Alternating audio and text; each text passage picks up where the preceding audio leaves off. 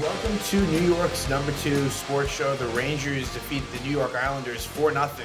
So back-to-back shutouts for the Rangers. They win 4-0 versus Nashville, and then against the Islanders, both at MSG. So the last goal that the Rangers have allowed was to Matthew Knies in the third period against Toronto on Friday night. And this was a shutout by Igor Shesterkin. He really was not tested a whole lot. Makes all 21 saves. So the fourth shutout this season for Shesterkin, and really probably one of the easier shutouts of his career. Not to say there weren't some big saves along the way that come to mind. There was a Brock Nelson shorthanded chance in the first period. There was a decent opportunity by Kyle Palmieri a little bit later in the game, but Rangers just played a very sound game all the way around. And the funny thing is that Igor actually did allow a goal a little over halfway through the first period. Anders Lee from a bad angle. It was not a good goal by Igor.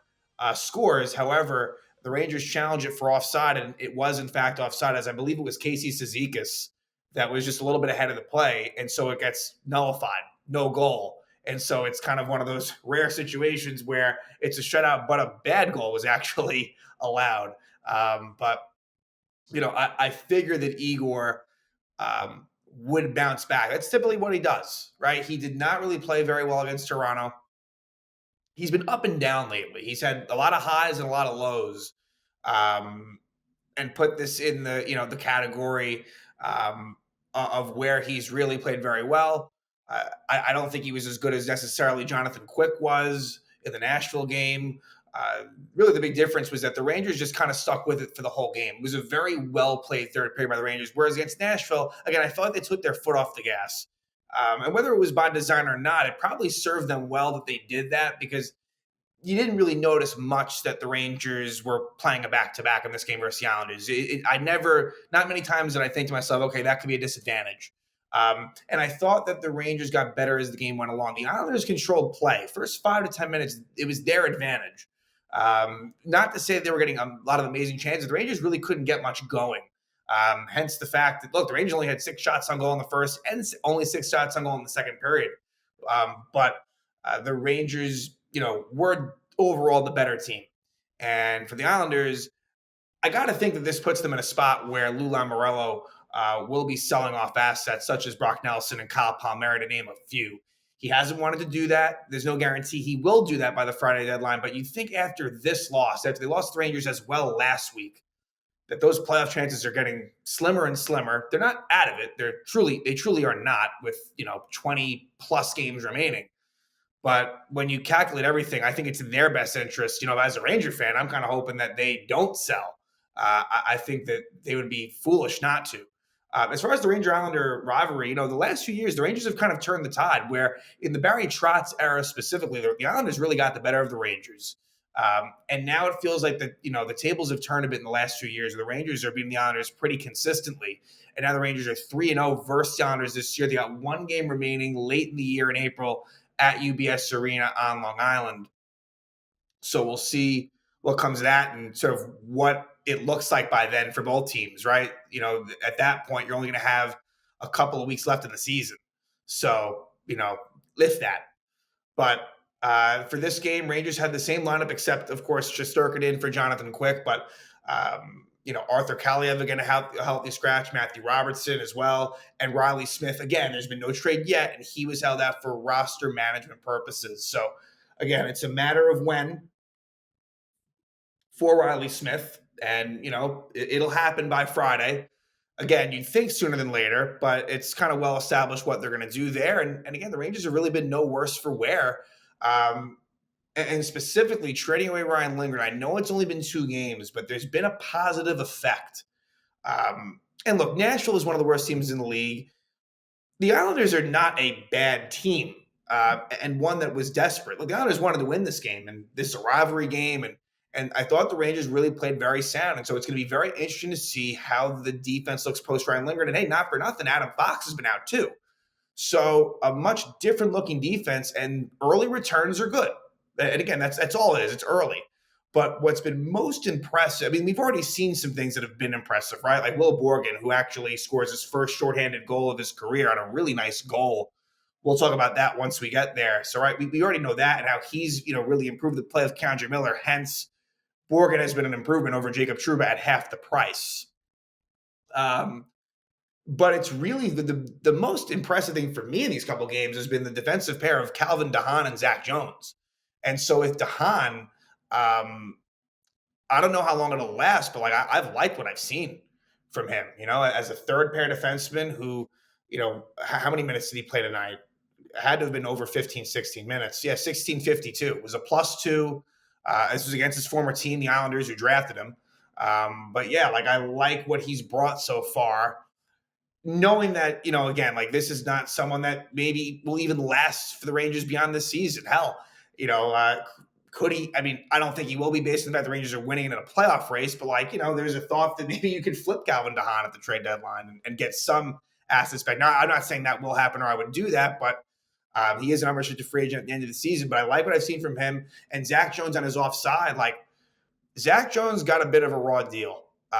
He's not an amazing defenseman. He's undersized. He has his limitations, but give him an opportunity here. I hope the Rangers can, try. I mean, certainly as long as Adam Fox is out and maybe even beyond that, that Jones deserves a chance. And he's still in that number one power play unit, which has struggled. Look, the power play has not been great lately, and that's beyond Zach Jones. It just has not been good really for most of the season. On the flip side, the penalty kill has been just the constant steady that they need. It's come from that penalty kill. But yeah, again, I like the DeHaan Jones pair. We'll see. Look, it's going to be a step up in competition. Washington is going to be a major difference Wednesday night. And what are they, how are they going to perform against them will be a bigger test. But again, like what I've seen for the defense, as far as the forwards go, same lines as the other night. You have that clear divide between top six and bottom six. And really, to me tonight, by far the most impressive line was the JT Miller line with Cooley and Zibanejad. So Will Cooley gets a goal and an assist, and one of the goals was off his head, off his helmet, which is a pretty crazy goal, which we'll talk about. JT Miller is on the score sheet again. He extends his point streak to 6 games. So he's basically gotten at least a point in each game since the Four Nations break. And now it's 14 points in 11 games for JT Miller as a Ranger this season. And it's not even the stats. Like he's looking really good. He's a bull on the puck. Like this is exactly the player the Rangers needed. And it's crazy that, he was gone for so long and it's great. He's improved so much since he was last a Ranger. You knew there was always potential with JT Miller. But he's put it all together in his time away. And now it's nice the Rangers are reaping the benefits of that all this time that's gone by. So that line was good. Mika Zibanejad's point streak actually comes to an end. He was held off the score sheet time, but still thought he looked really good. You can tell the confidence is increasing with Zibanejad. He's carrying the puck in the middle of the ice. He's taking the body. Like he's looking really, really good. I love what I'm seeing from him. It's encouraging, right? Because there's a thought there that, hey, have we seen the last of Mika Zibanejad? And the answer to that is no, which is good that's being answered. And without Chris Kreider as well, someone who I think is kind of on the outs, like whether that be this year, whether that be next year, his future Ranger is not much longer, whereas Zibanejad's is, at least in terms of the contract. There's 5 more years of Zibanejad. So great to see that, he's got this chemistry with JT Miller, his former teammate from, Zibanejad first being a Ranger, JT Miller having already been with the team. Back then, though, I mean, they were not, I don't recall them being on the same line often. Now, they could have been because JT Miller was more of a wing, Zibanejad a center, but I don't think they really matched up much then. But Will Cooley, he's been really good lately. I mean, he played 18:51, like a goal and assist, took a really big hit, shorthanded to set that goal up by Will Borgen. So, Cooley just continued, like where he hit a bit of a rough patch for a while and now is finding his game again. And it helps when you play with JT Miller and Zibanejad, like that's going to do you some good too. The Trocheck line, they didn't really play that much. I mean, at least when I look at some of their ice time, it's a little less than what it would normally be, and they were okay. It's a little misleading, right? Because Panarin gets an empty net goal. I thought Panarin looked good. Like I think he's been looking better the last few games. Lafreniere to me is still, I'm not liking what I'm seeing from him. He does get kind of a cheap empty net assist, Lafreniere, but yeah, he's one that it has been definitely a major disappointment overall, and it's been a while now. But they were fine, right? Like At least there weren't any like defensive lapses, which is big for that line because we know that they are accustomed to that from time to time. And then as far as the other lines are concerned, I just generally speaking, I like that, Carrick centering Berard and Rempe has been good. And Matt Rempe plays over 11 minutes and with productive minutes to boot. Sam Carrick plays 15 minutes. And now some of that's penalty kill, but Carrick had a big assist, a primary assist on that shorthanded goal. Carrick continues to just do a good job as a fourth line center, and Brett Berard just buzzing around. So that's a good line. The third line is where it's a little. That's where you're losing a little bit right now, where it's Parssinen centering. And again, at this point, maybe let's term it more as top six and bottom six. Maybe it's like last game, the Nashville game, based on minutes, led me to believe the Parson line was the third line and the Carrick line was the fourth line. Based on these ice times, not as much, where Carrick played a lot more than Parssinen, 5 minutes more, in fact. So that line of Parssinen centering Othmann and Brodzinski, again, there's a lot of what I like about the bottom six. There's a lot of energy. There's a lot of grittiness and grind and a little bit of blend of skill and speed too. But I think what's going to be interesting is when Crowder comes back, and that's assuming he's not traded. I still think that there is a small chance that does happen, but assuming he's not traded and he's acted off the IR, I guess my guess would be that Othmann would be the one that kind of gets sent down, although there's always the chance that Brodzinski could be a healthy scratch. It's going to be one of those two. I think based on merit, Brodzinski deserves the spot more, but I think in terms of the future, it'd be good to give Othmann a look. So I think you can go either way on that. Honestly, for me, I think Berard, even though he was called up after Othmann just recently, I think Berard, you should – I'd be more wanting to keep him in the lineup before Othmann when it just comes to straight trying to win hockey games at this point. But I do want to give Othmann a look, and I think he's been okay. I don't think he's been bad, but he hasn't jumped off the screen exactly. But yeah, so again, a lot of stability the last couple of games in terms of the roster and what it is. But we know that on the outside, obviously Riley Smith is soon to be dealt. Other things could be in the works, but at the present moment, you can't hate what you're seeing. And again, it kind of the defense as a team was very, very good against an Islander team that obviously, they don't have Matt Barzal.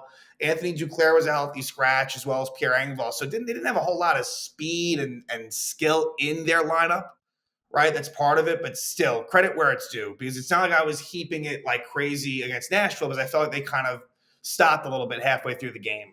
This was a real honest, consistent effort all the way through.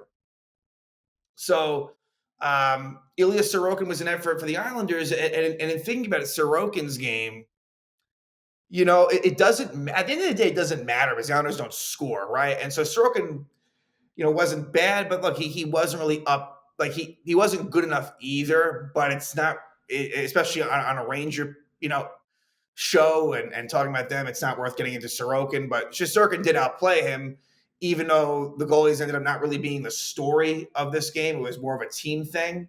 But Islanders really jump out to the better start. Not by leaps and bounds, but it was clear the Islanders, they were controlling play.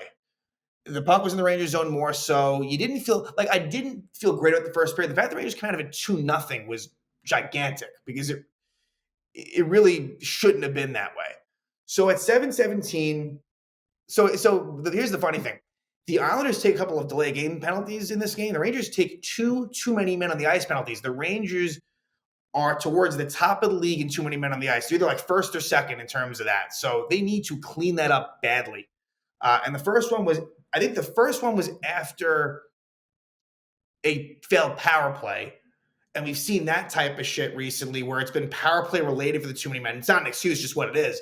And the one in 18 minutes was just Vincent Troja just jumping on the ice for no reason. I guess he thought JT Miller was going to come off. He didn't. And that was an easy call. I didn't see the first one as much, but from what I did tell, it seemed like another guy just jumped on unnecessarily. So at 7:17, Adam Pelech is called for delay a game. And the Rangers do not score in the power play again. There was some ozone time. There were some opportunities. It wasn't like it was ugly. And look, the Islanders have Islanders special teams are horrible. So you should be getting some chance, but they don't score on it. And then shortly thereafter, too many men on the Rangers at 9:29, which is killed off by the Rangers. And then the first goal of the game happens at 15:03. Will Cooley scores his 17th goal of the season from Zach Jones and JT Miller. So a nice shift by the Miller line. And on defense, you had DeHaan and Zach Jones. And DeHaan did a nice job at the left point, kind of keeping it in. JT Miller doing a little bit of dirty work, on the boards and winning a battle and quickly getting it to Zach Jones. What happens is Zach Jones takes a shot, and up top it deflects off of Kyle Palmieri, goes up in the air. Will Cooley trying to get out of the way, it goes off his helmet and into the net. Just a very chaotic goal that you don't see goals like that. You don't see goals going off of the player's helmet unintentionally and in. And that's exactly what happened. But Will Cooley did a nice job. He pushed Adam Pelech in front of the net legally, and it goes off of him and in. So again, Will Cooley, he's inching closer and closer to getting that 20-goal mark, right? There are 21 games left, and all he needs is 3 more goals. Let's just keep it at that, right? Because 25 isn't out of the total question, especially if he's going to play with Miller and Zibanejad, but let's just keep it within 20. That would be a nice accomplishment for Will Cooley in his second season in the NHL.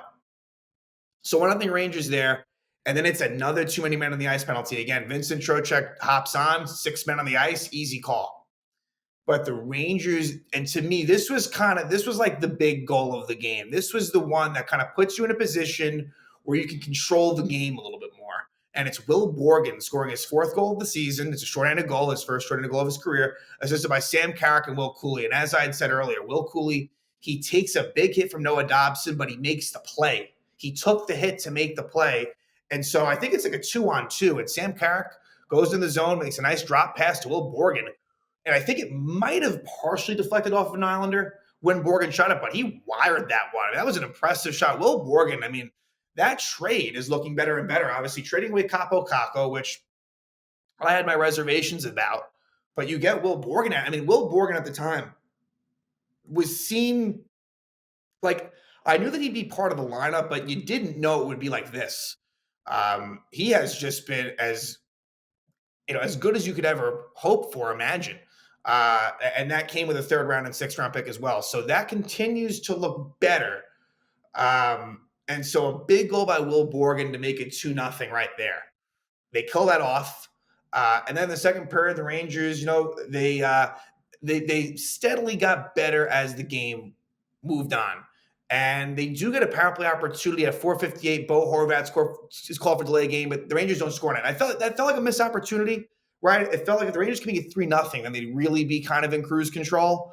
But it's still 2-0 for a while. Again, the Islanders did have some chances. Again, like I said, Kyle Palmieri, being one of them and being one of the more noticeable players on the ice. Again, Brock Nelson and Kyle Palmieri should get the Islanders back a decent return. I mean, those are 2 of your better players. If they do trade them, the Islanders will not be the most competitive team the rest of the way, but I don't think that's – I think they should be looking more towards the future. But anyway, 2-0 Rangers still. And at 15:39, K'Andre Miller holds Brock Nelson. So what happens is K'Andre Miller he drops his stick, and in doing so, he's kind of forced into holding Brock Nelson. They call a penalty there, but the Rangers do kill it off. And what I've noticed is for the forwards, it's been a rotation of 5. It's Trocheck with either Zibanejad or JT Miller, and then it's Carrick paired up with Cooley. So with Riley Smith being close to traded away, with Chris Kreider out, it's kind of limited things, and it's given Will Cooley a little bit more of an opportunity. You're seeing JT Miller more now than you did when he was first acquired, and he's been effective there. So that's been good. Then as far as the defensive pairs go, really, I would say 5 of the 6 of the defensemen are, besides Zach Jones, are truly capable of killing penalties. But I think for the most part, DeHaan is the odd man out there, although with K'Andre Miller in the box, DeHaan did get a little bit of penalty kill time with that. And it's interesting, the pairs that I noticed were not the even strength pairs. So I think everything being equal, it's K'Andre Miller with Braden Schneider, and the new guys this year at least, Vakanainen with Borgen has kind of been what they've done at this point. So 2-0 Rangers go into the third, and they're able to add on to that. And a really big goal to truly put it basically out of reach. At 3:43, JT Miller scores his 16th goal of the season, assisted by Artemi Panarin. And what happens here is Will Cooley, changes for a shift. It was the Miller line that was on. Panarin hops on the ice. But Zibanejad and JT are still on for the Rangers. And Tony DeAngelo, the former Ranger, as he does, he turns it over. JT Miller gets a stick on it. and it gives possession to the Rangers. But Panarin jumps on the ice, and Tony DeAngelo goes to Panarin. Panarin makes a nice pass to JT Miller and sets up a 2-on-1 situation where Miller's on the right side, Zibanejad streaking down the left side, and JT Miller just fires it home. A snapshot that scores for the Rangers, make it 3-0. Again, JT Miller continues to be money for this team, and give Artemi Panarin an assist there as well. Makes it 3-0. And then later on, Patrick Roy, we know he's aggressive with the goalie pull, and he was. As he pulls the goalie in a 3-goal game with probably 6 or 7 minutes left, and the Rangers do score into that goal. It's Artemi Panarin at 14:51, his 25th goal of the season from Lafreniere and Trocheck. So, not necessarily deserved in some ways, but they get some points there. And Panarin seems to be like the king of empty net goals for the Rangers. At least like it feels like this year, maybe last year as well. It seems like he's got to lead the team in empty net goals. So he gets that one, and another 25-goal season for Panarin. He gives them a 4-0 lead, and they win 4-0. So, again, another back-to-back shutouts for the Rangers. They've done that before this season, not on back-to-back nights. Actually, let me think about that for a second. That actually might not be true the more I think about it. I think they there was a long streak of not allowing a goal, but it might not have been. I was thinking when they beat Ottawa and Philly, but I believe in that Philly game they might have given up a goal early in that one. Either way, the Rangers are able to improve to 31, 26, and 4. So the record is slowly getting better. It's still not great. It's still not necessarily a record that would even normally qualify for the playoffs, but they're on the upswing and they're trending in the right direction. But a lot more work to be done. A really big game against the Washington Capitals, again, coming off of a win against Ottawa. Now, the unfortunate thing for the Rangers is Ottawa got a point in a game where the Capitals were up 3-0. They were up 4-3 late, and Ottawa tied it up at the end of regulation. It could have been worse. Ottawa could have gotten the 2 points, but they get the 1. So, that wasn't ideal. But the Rangers just have to worry about themselves. And after Washington, which is the last game before the deadline, there's 2 really big games over the weekend at Ottawa and home against Columbus on back-to-back days. Ottawa being an afternoon game, Columbus being an evening affair at Madison Square Garden. So we'll see how those go. But first things first, Washington, who's first place at the very least in the Eastern Conference, if not the NHL. Let me just see real quick, because Washington's kind of hit the skids a little bit lately. So, no, they're in second place. Winnipeg has the best record in the National Hockey League. Washington's second, but they've been very, very good. They have the second best goal differential behind Winnipeg. They're really good on the road. Rangers are 0-2 against Washington this year, both games at Washington. And the Rangers only play Washington 3 times this year, right? That does happen with the way the schedule is in the division. You don't play everyone 4 times. Washington only 3. So the only game between these 2 teams at Madison Square Garden, in other words, the first game at MSG between these 2 teams since game 2 of the first round of the playoffs last year, where the Rangers did sweep Washington. But things are a lot different now. It'll be Alex Ovechkin's 1 trip to MSG this year, in the regular season at least, right? There is certainly a world where these teams could meet up in the playoffs. Definitely not out of the realms of possibility when you look at where the standings are. But the Rangers also, what I should mention, what makes the Washington game interesting is they'll be looking for their first 3-game win streak since November 19th. That was the last time they'd won 3 in a row. Another opportunity to do that. They didn't play horribly, but they failed to do so against Toronto. We'll see if they have better luck against Washington. I think, look, if they can play a similar game that they did against the Islanders, I think there could be some success there. But the Rangers have struggled by and large against some of the better teams in the league. They've really had a lot of success against their competition.